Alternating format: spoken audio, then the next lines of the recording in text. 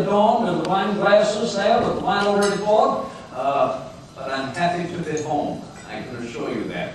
And to welcome you all, particularly this time of year.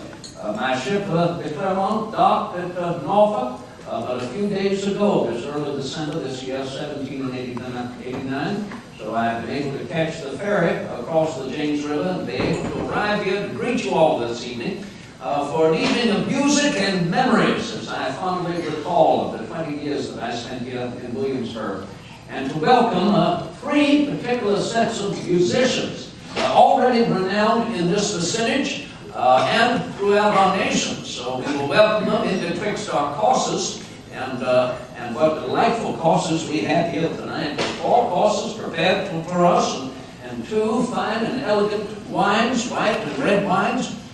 You know, I heard Patrick Henry remark when he had heard that I had returned from France, that there's no doubt Mr. Jefferson has returned from France so Frenchified he abjures his native victuals. I would never abjure my native victual, but I look forward to Mr. Henry recognizing our native victuals are far more tasty when prepared in the French fashion. Do you not agree? So that is my delight this evening, that we welcome our native victuals prepared in the French fashion. Of first course, asparagus and roasted wild mushroom soup. Very Chantilly. And that will be followed with pancetta, crusted Atlantic scrod loin, green pea risotto, and tomato butter sauce. That will be followed by our entree, an herb roasted tenderloin de boeuf, roasted mushrooms, cornbread custard, French beans, lee confit, and Merlot juice. And lastly, our dessert, a dark chocolate velvet pork, which I know you will all enjoy. And interspersed with all of these, as I mentioned, the melodies, the reminiscences, and anecdotes of our musicians. You met just one a moment ago, Mr. Lance Pettigo, along with his fellow poison dwarfs, as they call themselves, the entertaining during the evening.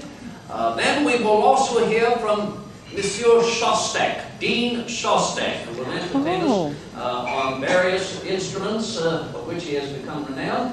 And then the most eminent musician, lest we forget, we are privileged this evening to welcome in his return to Williamsburg, in fact, where I first met him. We welcome this evening Dr. Benjamin Franklin, having come down from Philadelphia. Oh, yes, sir, a musician.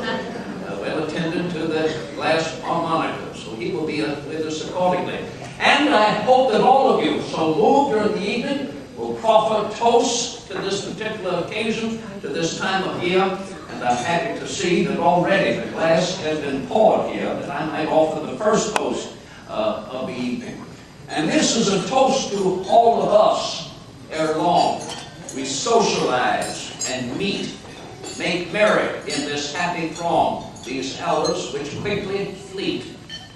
Let's not worry about the future. Good advice, do you not think? Let's not worry about the future towards the present, all one has.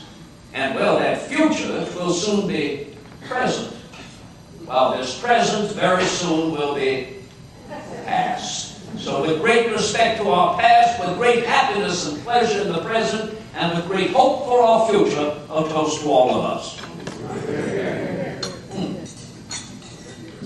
Bon appetit.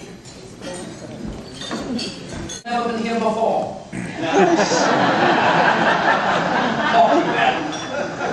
What a delight, citizens, to have the opportunity now to introduce to you my friend. In fact, it was here in this city that very first winter I made my way to Williamsburg, winter of 1759 and 1760. As a young student at the Old World College of William and Mary, I met Dr. Benjamin Franklin for the first time. Of course, he did not know me directly. He was postmaster of the colonies at the time, making his way throughout all of the colonies to report upon the post roads and the post offices. He gave his lecture in the great hall of the Royal College upon his experiments in electricity. I never forgot him, and was fortunate, of course, to formally make his acquaintance many years later in Philadelphia, that spring of 1775, when I attended the beginning of the Second Continental Congress. We were both invited to become co-ambassadors and sailed to France as our nation began to seek the support of France during our revolution. I turned down the invitation recognizing my new Commonwealth of Virginia had called on me firstly, and also the fact that Mrs. Jefferson was somewhat unwell and required my attentions.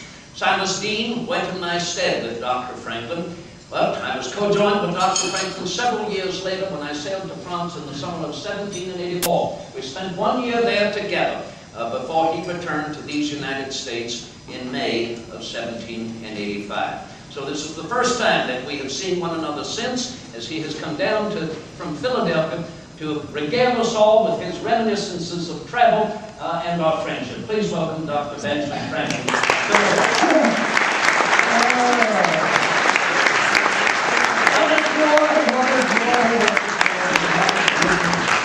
Mr. Jefferson, I left you know, here in America about time.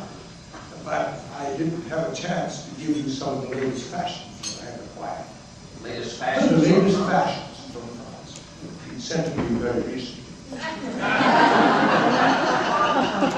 Fitting for the season, I believe. Well, they are, Doctor. They are. Oh, two of them. Two of them. I thought perhaps they might be appropriate to wear the heads of... I think on our likenesses, Doctor, rather than ourselves. I think it's most appropriate indeed for the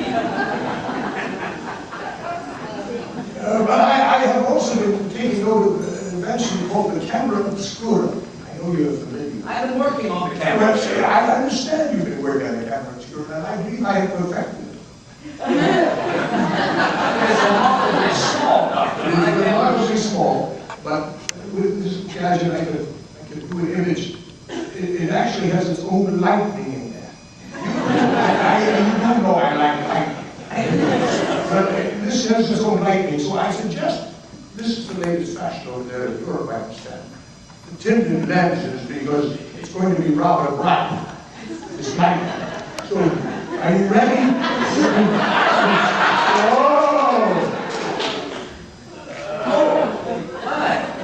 It seems to have had its effect all over the world. Is that not extraordinary? Is the image captured? The image has been captured. Extraordinary, Doctor. I wish I had invented that. Well, I would have let you invent it, but I prefer to invent everything myself. If I could invent it, I would have. And then tell us about your travel. Oh, you know, travel is so difficult. You've heard of New York, haven't you? Oh, of course. Of course you have. You know, I had traveled to New York this past summer. It was in August, and I was supposed to go up there. It was hot and humid, and I wasn't looking forward to the journey. 3.5 to 4 days sitting alone in a carriage in the heat and humidity of August. Not a pleasant thought.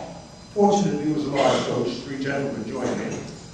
We started out, hadn't gone very far, when all of a sudden I realized that one of the gentlemen had no acquaintance with soul. I exited the carriage. I didn't go to New York. The heat and humidity of August. The fall was very busy, so finally it became winter, and I had to get to New York on the coldest day of the year. You know how difficult travel is in the winter, snow, ice, sleet. Fortunately, there is an answer. I had a good driver. Came to me in the morning. He said, "Sir, there's an inn between here and New York that has the finest food of any inn I've ever stopped in." With one exception, of course, and I give the exception. You know, it's a city tavern there in Philadelphia. Oh. You know, Mr. Adams said it was the most genteel tavern in America. Yes. And I said, well, if it's as good as a city tavern, I'd like to stop. He said, well, there's a problem. It's about an hour longer journey than we usually go in a day. And I said, I wouldn't mind at all. We pushed. That was in the morning. By 7 in the evening, I was frozen solid. Every part of my body was sore and aching. All I wanted to do was sit by the fire. I thought I would relax. At least another hour to go. But finally, he said to me, "See that glow in the distance, sir? That's the inn." And I was so pleased. I'd soon be warm by the fire. We arrived at the inn. He took care of the horse. I went into the inn. I looked over the fire. There were seats. And I looked around the inn. Not a single seat to be seen in that entire inn. So I called the innkeeper. I said, "Innkeeper, isn't there a place for a weary traveler to rest his bones?" And the innkeeper said,